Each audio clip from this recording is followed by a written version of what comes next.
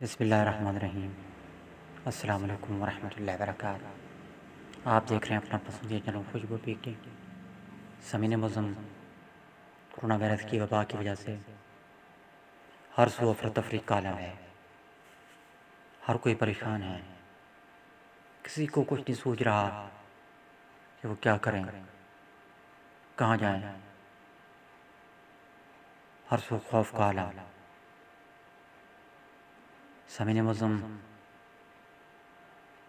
ایسے میں چاہیے تو یہ تھا کہ لوگ ایک دوسرے کی ہیلپ کرتے، ایک دوسرے کے کام آتے۔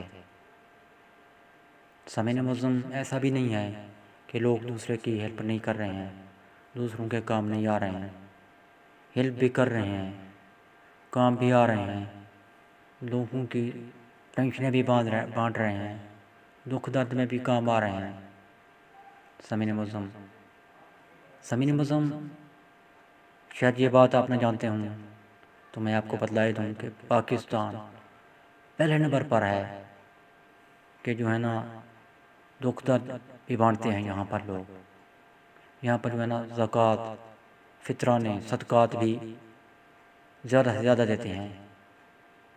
باقی مسلمان ملک بھی ہیں، سعودی عرب، ایران، عراق ہو گیا، مصر ہو گیا، اردن ہو گیا، شام، فلسطین، باقی جتنے ممالک ہیں ان میں یہ پہلے نمبر پر ہے پاکستان ہمارا، کہ صدقات دینا ہو یہ دیتا ہے، فطرانے دینے ہوں یہ پہلے نمبر پر۔ یہ ہر طرح سے جو ہے نا لوگوں کے کام کرنے میں یہ سبقت لے جاتا ہے ہمارا ملک، ہمارے ملک کی عوام ایسی ہے۔ لیکن سامعین معظم، بعض دفعہ ایسے حالات میں کچھ ایسے شرپسند اٹھ کھڑے ہوتے ہیں، ایسے لوگ اٹھ کھڑے ہوتے ہیں جو یہ نہیں دیکھتے کہ پریشانی آئی ہوئی ہے، لوگ ٹینشن کا شکار ہیں، بیماری پھوٹ پڑی ہے، بس ان کو صرف اپنی پڑی ہوتی ہے، یہ کسی طرح آ جائے مال، لوٹ لیں کسی کو، کسی کے ساتھ دغا کر لیں، فریب کر لیں، بس کسی کے ساتھ جھوٹ بول لیں کہ کمائی ہاتھ میں ایسے بن کمائے ہی آ جائے۔ سامعین معظم، بات لمبی ہوتی جا رہی ہے۔ سامعین، آج کل کچھ اس طرح سے حالات پیدا ہو گئے ہیں، کیونکہ ہم جو ایکٹیو لوگ ہیں نا، صحافی حضرات ہو گئے، ان کو رپورٹیں ملتی رہتی ہیں، تو مجھے بتایا گیا ہے کہ کچھ لوگ فون کر کے کہتے ہیں کہ جی آپ کا انعام نکلا ہوا ہے، اپنا 7-7، 8-8 کروڑ بھی بتا دیتے ہیں، کروڑوں تک بات بتا دیتے ہیں، اتنے کروڑ آپ کے نکلے ہوئے ہیں، لے جائیں جی۔ اب جو پریشان حال آدمی ہے، جس کا روزگار ٹھپ ہو چکا ہے، کاروبار ٹھپ ہو چکے ہیں، اس کے ہاتھ میں اگر ایسے ہی کہیں سے رقم آ جائے تو وہ اور کیا چاہتا ہے؟ اندھا بنا کیا جائے اندھا، وہ تو دعا کے جائیں۔ تو وہ کہتے ہیں جی ہمیں چاہیے، تو وہ کہتے ہیں کاغذی کارروائی کرنی ہے، ایک عدالتی کارروائی ہوتی ہے، اس پر تحریری طور پر جو ہے نا لکھا جائے گا کہ یہ جو ہے نا سرکاری سطح پر یا این جی اوز کی سطح پر، یا جس طرح کے وہ لوگ ایسے کوئی سرکاری سطح پر کہتا ہے، کوئی کہتا ہے این جی اوز کی طرف سے، کوئی کہتا ہے کسی فلاں کمپنی کی طرف سے آپ نے کوپن لیا تھا، یہ چائے والوں کی طرف سے آ جائے، یہ فلاں صابن والوں کی طرف سے آپ کو دیا جا رہا ہے۔ آپ نے کرنا یہ ہے کہ ہمیں آپ نے پیسے بھیجنے ہیں تو ہم آپ کو دے دیں گے، یہ ایک فراڈ کا طریقہ ہے۔ تو بیچارہ پریشان حال اپنی جمع پونجی یا اپنے گھر کے زیورات یا دیگر سامان بیچ کر ہی پیسے دیتا ہے ان کو، لیکن فراڈ ہوتا ہے، وہ کچھ ہاتھ نہیں آتا۔ اور ایک اور فراڈ کا طریقہ مجھے ایک آدمی نے بتایا آیا ہوا ہے کہ جی میسج آ گیا غلطی سے آپ کے پاس، ہم غریب آدمی ہیں، وہ فون کرنے والا کہتا ہے، فون کر کے کہتا ہے جی ہمارے آپ کے پاس میسج آ گیا غلطی سے، ہم غریب آدمی ہیں، ہم کراچی سے فلاں جگہ پر اپنے بوڑھے والدین کو رقم بھیج رہے تھے، وہ میسج غلطی سے آپ کے پاس چلا گیا۔ بھائی کیسے غلطی سے چلا گیا؟ اگر چلا گیا تو ذمہ دار تو وہی ہے، بھیجنے والا وہی ہے نا، دکاندار ہے، جو شاپ والا ہے، جو پیسے بھیج رہا ہے، آپ اس کا گریبان پکڑیں، اس کو کہیں اس نے بھیجا ہے نا غلطی سے، اگر آ گیا، ہوتا نہیں ہے اس طرح، میں نہیں مانتا ہوں کہ غلطی سے ایسا ہو جائے کہ کسی کے پاس اتنی بڑی رقم چلی جائے، ہم 20,000 بھیج رہے تھے، 10,000 بھیج رہے تھے، وہ آپ کے پاس چلا گیا، یہ تو طریقہ ہے نا۔ اگر چلا جائے، بالفرض کہنے چلا جائے، تو وہ تو واپسی ہو جاتا ہے۔ اس شاپ والے کو پتہ ہوتا ہے کہ کس طرح رقم واپسی ہمارے پاس واپس آ جانی ہے، وہ کوڈ ملاتا ہے، ساری کی ساری رقم اس کے پاس واپس چلی جاتی ہے۔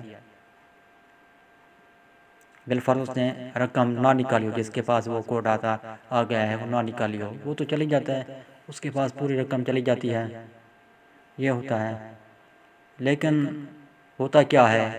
ہوتا سامعین یہ ہے کہ جس کے پاس وہ میسج آتا ہے، وہ ایک ایسے ہی فرضی بنایا ہوا میسج ہوتا ہے، وہیں ہم یا آپ کسی کے پاس میسج آتا ہے تو ہم ہمدردی کر کے نا اس کو میسج واپس لوٹا دیتے ہیں۔ وہ کہتے ہیں کہ یہی میسج ہمیں واپس بھیج دو۔ جو واپس میسج جاتا ہے تو الٹا ہمیں ہی نقصان اٹھانا پڑتا ہے، یعنی کہ ہمارے پیسے وہاں پر چلے جاتے ہیں۔ وہ کہتا ہے یہ میسج آیا ہوا ہے، اس نے پیسے بھیجے ہیں ہمارے اکاؤنٹ سے۔ اسی طرح کے طریقہ کار ہے فراڈ کا کہ ہمارے موبائل میں جتنے پیسے ہوتے ہیں اس کے موبائل میں، اس کے اکاؤنٹ میں، موبائل میں جو اکاؤنٹ اس نے بنایا ہوتا ہے اس میں چلے جاتے ہیں، اور ادھر ہم ہاتھ ملتے رہ جاتے ہیں۔ اس طرح کا فراڈ آج کل عام ہو چکا ہے، ان دنوں میں تو بہت ہو چکا ہے۔ میں نے آپ کو بتلایا کہ نیکی کمانے والے بہت زیادہ ہیں، لیکن اگر اس طرف دیکھا جائے تو یہ بھی کم نہیں ہے۔ لٹیرے، فراڈی، داغا باز، دھوکے باز، یہ بھی بہت زیادہ ہیں۔ سامعین معظم، میں اختتام کر رہا ہوں اپنی باتوں کا۔ کہتے ہیں کہ اذانیں دی جائیں، چھت پر چڑھ کر اذانیں دی جائیں، اللہ کے بندو لوگوں کو حق نہ کھاؤ، پھر عذاب ٹلے گا۔ میں اذان دینے کو برا نہیں کہہ رہا ہوں، یہ نہیں کہہ رہا ہوں کہ اذان نہ دو، چھت پر نہ جاؤ، بھلے لاکھ بار چھت پر چڑھتے رہو، لوگوں کے حق کھا کر چھت پر چڑھنا جو اچھی بات ہے، حق کھا جاتے ہو، نہ حق کر رہے ہو، پتہ بھی ہے جان بوجھ کر رہے ہو۔ بھائی بہنوں سے کئی سال بولتے نہیں ہیں، اس لیے کہ کہیں بہن اپنا وراثتی حق نہ مانگ لے جو کہ اسلام نے دیا ہے اس کو۔ کسی کا باپ بھی اس کو رد نہیں کر سکتا، اسلام حق کو، وراثت کو۔ لیکن کیوں نہیں بولتے ہیں کہ کہیں بہن حق نہ مانگ لے جو وراثت میں اس کا حصہ بنتا ہے؟ اس لیے اصل بات یہ ہے، لوگوں کے حق نہ کھاؤ، لوگوں کے حقوق غضب نہ کرو، غلطی بیانی نہ کرو، جھوٹ نہ بولو، غیبت نہ کرو۔ یہ باتیں ہم میں عام ہوتی جا رہی ہیں، ہو گئی ہیں۔ اگر ہم ان پر قابو پا لیں تو پھر کوئی بات نہیں ہے کہ یہ عذاب، یہ کیا عذاب ہے؟ یہ تو چھوٹے موٹے عذاب ہیں، یہ تو کچھ بھی نہیں ہے۔ پہلی اونتوں پر جتنے عذاب آیا کرتے تھے، پتھروں کی بارش ہو جایا کرتی تھی، یہ انشاءاللہ اللہ بہتری کرے گا، ٹل جائیں گے۔ ہم سبھی اپنے نیتوں کو صاف رکھیں، پھر مسئلہ حل ہوگا۔ کئی سال بولا نہیں جاتا ایک دوسرے کے ساتھ، پھر لیبل ہم چپسا کیے ہوئے ہیں، ہم جی بڑے متقی، ہم بڑے پرہیزگار، ہم حاجی نمازی۔ ہمارے ساتھ جو ہے نا، صرف حاجی نہ لکھا جائے، صرف حاجی نہیں، حاجی تو ہم اب بنے۔ اس سال پچھلے ایک سال حج ادا کیا، وہ حاجی ہو گئے، لیکن جو 12-13 سال پہلے حج کیے وہ الحاج۔ میں نے ایک پوسٹر پڑھا جس پر لکھا ہوا تھا الحاج حاجی فلا فلا فلا فلا۔ میں نام نہیں دے رہا ہوں اس وقت، الحاج حاجی۔ میں نے اس آدمی سے پوچھا فون کر کے، بھئی یہ کیا طریقہ کار ہے؟ حاجی تو آپ لکھ رہے تھے، حاجی لکھتے تھے یا الحاج لکھتے ہیں؟ حاجی اور الحاج میں کوئی فرق تو نہیں ہے نا خاص ہے؟ یا آپ حاجی لکھتے یا الحاج لکھتے ہیں؟ اس نے کہا الحاج تو پہلے بن گیا تھا، اب حج کیا وہ ضائع کر دوں؟ الحاج تو پہلے بن گیا نا، اب جب میں نے دوبارہ حج کیا اس سال تو وہ تو ضائع نہیں کر سکتا تھا، اس لیے میں نے لکھا الحاج۔ الحاج پہلے بن گیا، حاجی اب بناؤں، الحاج حاجی فلا فلا فلا بن فلا حجی حجی حجی۔ یہ حال ہے ہمارے۔